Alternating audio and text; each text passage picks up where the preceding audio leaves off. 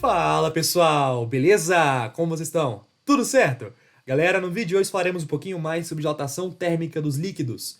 Mas antes, caso você não seja inscrito aqui no canal, se inscreva, deixe seu like e ative o sininho das notificações. E uma outra coisa, temos o Instagram, nome @canal_exatas. Por lá nós postamos as principais notícias aqui do nosso projeto, além também de alguns reels, então dê uma olhadinha por lá. E agora temos o TikTok, que o nome também é @canal_exatas. Pessoal, na aula de hoje, nós veremos um pouco mais sobre dilatação volumétrica, que quando a gente fala de dilatação dos líquidos, é uma dilatação volumétrica. Anteriormente, nós vimos a dilatação nos sólidos, e a dilatação nos sólidos ela acontece de forma linear, por isso chamado de dilatação linear. Então, pessoal, o que eu recomendo é, assista ao anterior do canal, onde falamos sobre dilatação na parte dos sólidos, e depois venha para essa, em que falaremos sobre dilatação na parte dos líquidos. Assistiu? Viu? Então, bora começar! Bom, para a gente começar a nossa aula, eu quero trazer um exemplo para vocês. Suponhamos que eu tenha uma jarra, e essa jarra seja uma temperatura de 10 graus Celsius e uma capacidade de 2000 ml, ou seja, 2 litros. Eu vou pegar essa jarra e eu vou começar a aquecê-la, eu vou ceder calor para a jarra. Concorda comigo que o líquido que está aqui dentro, que eu representei de azul, não necessariamente é água, tá bom, pessoal? Eu só representei aqui. Você concorda comigo que o líquido que está ali dentro, ele vai acabar aumentando o seu volume? Se o líquido que está aqui dentro ele vai aumentar o seu volume, quando estiver aumentando a temperatura, parte do líquido vai acabar extravasando. E digamos que eu pegue o líquido que extravasou e eu coloque dentro desse potinho. E aí agora eu te faço uma pergunta. Será que o líquido que está aqui dentro de fato corresponde ao quanto que esse líquido aqui dilatou? Bom, se você respondeu que sim, corresponde ao quanto que esse líquido aqui dilatou, você está errado. Bom, a verdade é muito lógico pensar, né? Se a gente sabe que eu vou aquecer, o líquido vai acabar dilatando, e eu sei que o nosso frasco ele tem uma capacidade total de 2 litros, então o que acabou escorrendo é aquilo que aumentou do volume do líquido. Então é muito lógico pensar que esse cara aqui representaria a dilatação térmica do meu líquido. Mas pessoal, quando você fala isso, você está desconsiderando que o nosso frasco ele também vai aumentar o seu volume. Então, digamos que inicialmente o frasco tinha uma capacidade de armazenamento de 2000 ml. E agora, quando eu aqueci ele para 80 graus Celsius, ele vai ter uma capacidade de 2003 ml. Se eu estou te afirmando que esse cara aqui é a variação do meu líquido, é a dilatação do meu líquido, eu estou desconsiderando esses 3 ml que acabou dilatando o meu frasco. Você concorda comigo que meu frasco antes tinha uma capacidade de 2000? Agora tem uma capacidade de 2003. Então, o líquido que está ocupando aqui não ocupa mais 2000, ocupa 2003, além de ter extravasado esse tantinho aqui, que equivale a 10 ml. Se eu calcular assim, pessoal, a dilatação real do meu líquido vai ser os 3 ml aqui, que agora está ocupando dentro do frasco, que dilatou, somado com os 10 ml que extravasou. Então, afirmar que esse cara corresponde de fato à minha dilatação volumétrica do meu líquido, isso é errado, viu, pessoal? Cuidado, porque os nossos frascos eles também vão dilatar, tá bom? Inclusive, nós chamamos esse carinha aqui ó, de variação de volume do líquido aparente. E aí, por que aparente? Porque aquilo que aparenta ser a dilatação total do nosso líquido. Lembra que nem a gente estava falando no comecinho?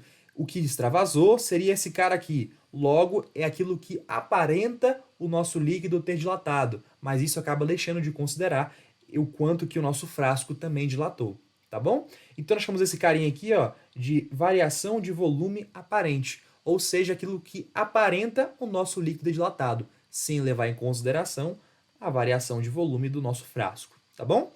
Então, pessoal, se eu quisesse calcular qual que seria a variação de volume real, ou seja, o quanto que de fato o meu líquido teria dilatado, bastava eu pegar essa variação de líquido aparente, ou seja, aquilo que transbordou, e somar com a dilatação do frasco, ou seja, aquilo que aumentou de capacidade.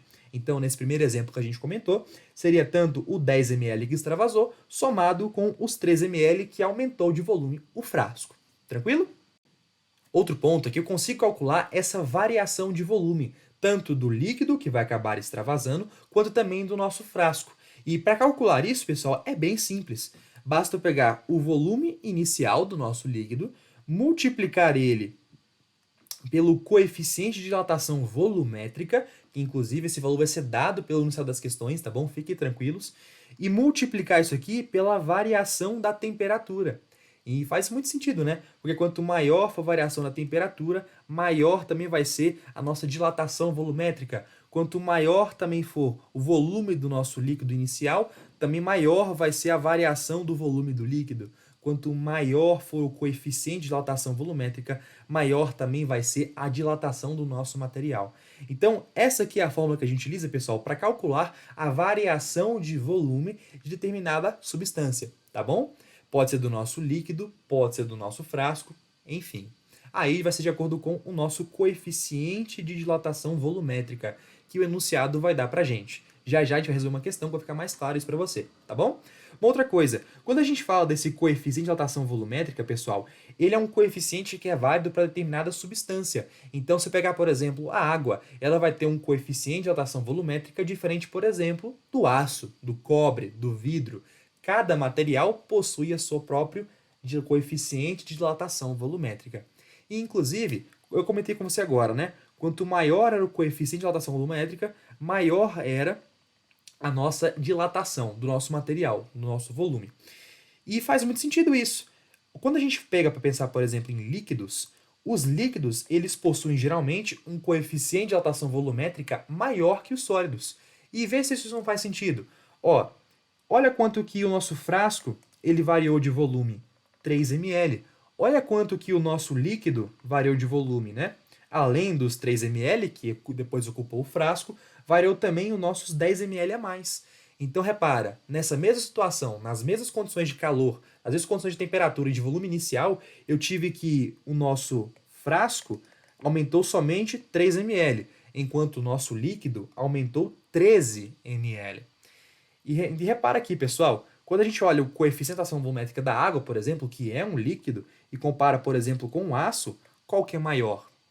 O da água ou do aço? Repara que esse cara aqui é menos 5, ou seja, eu pegaria o 33 e eu dividiria por 10 elevado a 5. Aqui é 3,3 dividido por 10 a quarta. Qual que daria um valor maior? Logicamente, esse aqui de cima, porque está sendo dividido por um número menor. Então, pessoal, lembre-se desse coeficiente de dilatação volumétrica. Ele é válido para determinada substância e ele varia de acordo com o material que a gente está analisando, tá? Outra coisa importante se falar sobre esse coeficiente é que ele vai ser 3 vezes o nosso coeficiente de dilatação linear. Lembra que a gente comentou lá a dilatação linear dos sólidos? Então, a gente lá obteve um coeficiente de dilatação linear.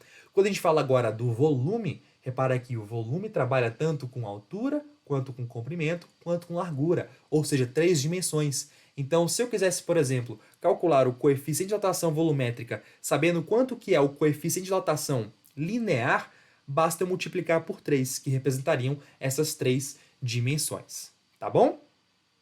Agora uma outra coisa. Se a gente consegue calcular a variação de volume de determinado líquido, determinado frasco, eu consigo pegar essa fórmula aqui e eu posso jogá-la nessa fórmula aqui que a gente viu anteriormente. É ou não é? Se eu fizer isso, vai ficar da seguinte maneira. A variação de volume real, ou seja, aquilo que de fato vai variar, vai dilatar o meu líquido, vai ser igual a variação de volume aparente mais a variação de volume do frasco. Perceba então que para eu calcular a variação de volume real, basta eu pegar então o volume inicial, multiplicar pelo coeficiente de dilatação volumétrica. Vale ressaltar, pessoal, que quando eu falo da variação do volume real, vai ser justamente o coeficiente de dilatação do nosso próprio líquido. É aquilo que o líquido vai ter dilatado. Então, o coeficiente que eu vou usar aqui é justamente o coeficiente de dilatação volumétrica do próprio líquido, vezes a variação da temperatura. Isso aqui vai ser igual a variação de volume aparente, então fica volume inicial, vezes... Repara que agora o nosso coeficiente de dilatação volumétrica, ele não vai ser o do líquido, ele vai ser o aparente. E por que não seria o do líquido, sendo que o que vai variar aqui, ó, lembra que o coeficiente, lembra que a variação volumétrica aparente era justamente aquilo que extravasava. E aquilo que extravasava, pessoal, era líquido também. Então, por que a gente não utilizaria aqui, ó, o coeficiente de dilatação do próprio líquido, ao invés de utilizar o coeficiente de dilatação aparente? Porque quando a gente utiliza o coeficiente de dilatação do nosso líquido, também estamos considerando o coeficiente de dilatação do frasco. Isso aqui vai ficar mais claro para você daqui a pouquinho, tá? Por enquanto, escreva assim, ó, o aparente, por enquanto. Daqui a pouquinho eu explico para você. Mais o volume inicial, repara que agora, ó, dilatação volumétrica do frasco, volume inicial vezes o nosso coeficiente de dilatação do frasco. Aqui faz sentido, né? Até mesmo porque eu quero ver o quanto que o frasco vai dilatar. Então, eu vou utilizar o coeficiente de dilatação volumétrica do próprio aço, do próprio frasco, perdão, vezes a variação de temperatura. Vale ressaltar aqui, pessoal, que o volume inicial vai ser o mesmo para todos, até mesmo porque eu estou analisando o mesmo frasco. E a variação de temperatura vai ser o mesmo para todos, porque eu estou analisando o mesmo frasco. E lembre-se que em um mesmo frasco, quando eu tenho dois componentes que estão em um mesmo sistema, eu sei que vai ter um equilíbrio térmico, ou seja, a temperatura, a variação de temperatura tanto no líquido quanto no frasco vai ser igual também. Então, sabendo disso, eu posso deixar esse cara, que é igual a esse cara, e esse cara igual a esse cara, botar isso em evidência aqui embaixo. Então ficaria a variação do volume inicial vezes a variação da temperatura, o volume inicial vezes a variação da temperatura, que multiplica o nosso coeficiente de dilatação aparente mais o coeficiente de dilatação do nosso frasco, multiplicado por isso aqui tudo. Isso aqui tem que ser igual ao nosso volume inicial vezes o nosso coeficiente de dilatação térmica, coeficiente de dilatação volumétrica do líquido vezes a variação de temperatura. Repara que como isso aqui é uma equação e aqui eu sei que é multiplicação, multiplicação, multiplicação, eu posso cortar esse cara, ó, esse cara com esse cara, esse cara com esse cara. Então vai sobrar aqui o nosso coeficiente de dilatação do líquido vai ser igual ao coeficiente de dilatação aparente mais o coeficiente de dilatação do nosso frasco. E agora eu consigo sim te responder o porquê que aqui a gente não utilizava o coeficiente de dilatação do líquido. Para pensar comigo, o coeficiente de dilatação do líquido, pessoal, ele considera tanto aquilo que é aparente, quanto também o que é o coeficiente de dilatação do próprio frasco.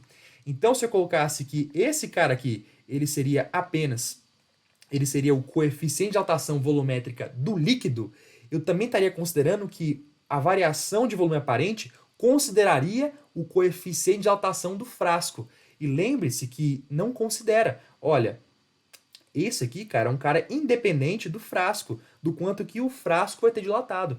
Isso é aquilo que vai extravasar. Então, por essa razão, que nós aqui não consideramos a variação aqui, ó. É por isso que nós não consideramos aqui o coeficiente de dilatação volumétrica do líquido, e sim o coeficiente de dilatação volumétrica aparente. Justamente porque se fosse do líquido, eu estaria considerando também o frasco aqui junto. E lembre-se que quando eu calculo a dilatação aparente, eu não considero o que o frasco vai dilatar, tá bom? Então, pessoal, essas fórmulas aqui que eu coloquei em roxo para você, como essa aqui, e essa aqui, e essa aqui, são extremamente importantes para você melhor conseguir compreender esse conteúdo e também conseguir resolver as questões de vestibular. Então, para colocar isso em prática, vamos resolver esse exercício bem aqui que eu separei para vocês. Vamos lá. Inclusive, o que eu recomendo é pausa o vídeo, tenta fazer por si mesmo e depois veja a resolução da aula. Bom, então, bora resolver aqui a questão. Um caminhão-tanque foi carregado em Las Vegas com 5.000 galões de óleo diesel em um dia muito quente. Ao dirigir para Payson, Utah, o caminhão encontrou um tempo muito frio, onde a temperatura estava 45 graus Fahrenheit mais baixa que em Las Vegas. Ao chegar a seu destino, toda a carga foi entregue. Considerando o coeficiente de dilatação volumétrica do óleo diesel igual a 9,5 vezes 10 a menos 4 Celsius menos 1, encontra a quantidade aproximada de galões de óleo diesel que foram entregues, desprezando os efeitos da mudança de temperatura sobre o tanque do caminhão. Pessoal, eu quero que você perceba os dados que a questão deu pra gente. Repara que ela deu o volume inicial. Ela não falou o volume de fato, mas ela comentou que inicialmente eu tinha um volume ocupado de 5.000 galões de óleo diesel. Outra coisa, ele comentou também a questão da variação de temperatura. Ele disse pra gente que agora estava 45 graus Fahrenheit mais baixo. Outra coisa que ele deu pra gente também foi o coeficiente de dilatação volumétrica do óleo diesel. Pessoal, se a gente for anotar esses dados, ficaria assim, ó, volume 5.000 galões. Vou escrever assim, ó, 5.000 galões. O volume é esse. A variação de temperatura, para adiantar, tá? Ele teve uma perda aqui de 45 graus Fahrenheit. Então, estava 45 graus Fahrenheit mais frio, digamos assim, tá bom? Tinha perdido temperatura. Se a gente fizer essa conversão desse intervalo para graus Celsius, você vai encontrar menos 25 graus Celsius. Inclusive, se não sabe fazer isso, dê uma olhadinha nas aulas aqui do canal de calorimetria e termologia que nós temos, tá? Então ficaria menos 25 graus Celsius, a variação de temperatura. Ele também comentou o coeficiente de dilatação do próprio óleo diesel, que seria 9,5 vezes 10 a menos 4. Aí tem as unidades, né? Celsius a menos 1. E aí eu te pergunto uma coisa, pessoal. Se eu tenho o volume, se eu tenho a variação de temperatura e o próprio coeficiente de dilatação do próprio material que eu estou trabalhando, que nesse caso seria o óleo diesel, o que eu já posso calcular? A própria variação real do nosso material. Como assim? Lembra que para a gente calcular a variação real do material, eu tinha que antes saber qual que era o seu volume inicial, qual que era a variação de temperatura e também o próprio coeficiente de dilatação térmica, de dilatação volumétrica do próprio material, do próprio líquido. Repara que ele já deu pra gente, pessoal, o coeficiente de dilatação volumétrica do líquido que a gente está analisando, que é o óleo diesel. Ou seja, eu preciso jogar nessa fórmula aqui, tentando descobrir qual que seria o aparente, o frasco? Não, porque ele já deu pra gente quanto equivale o coeficiente de dilatação volumétrica do próprio material do líquido. Então, para a gente conseguir calcular isso aqui, basta jogar na nossa fórmula. Simples assim. Então ficaria, jogando na fórmula, lembrando que a fórmula é,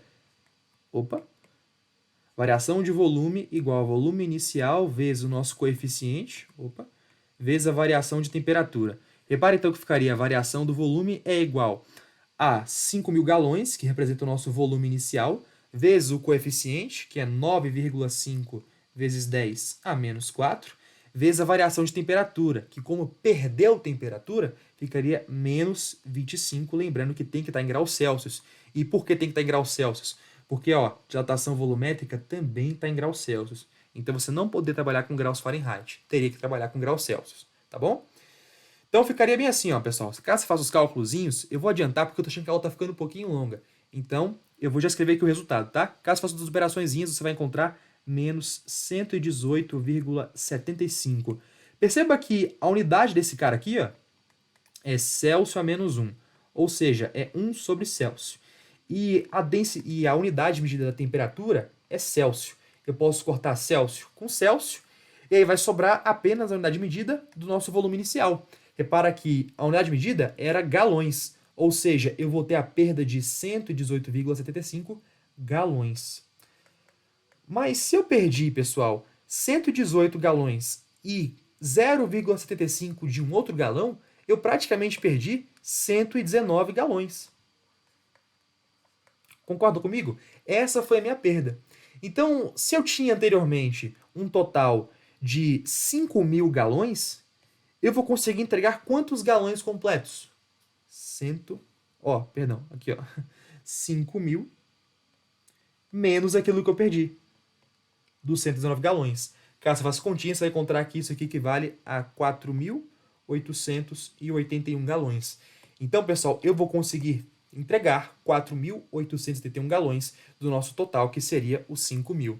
E concorda comigo que faz muito sentido? Porque se o material perdeu calor, significa que ao invés dele expandir, ele vai acabar comprimindo.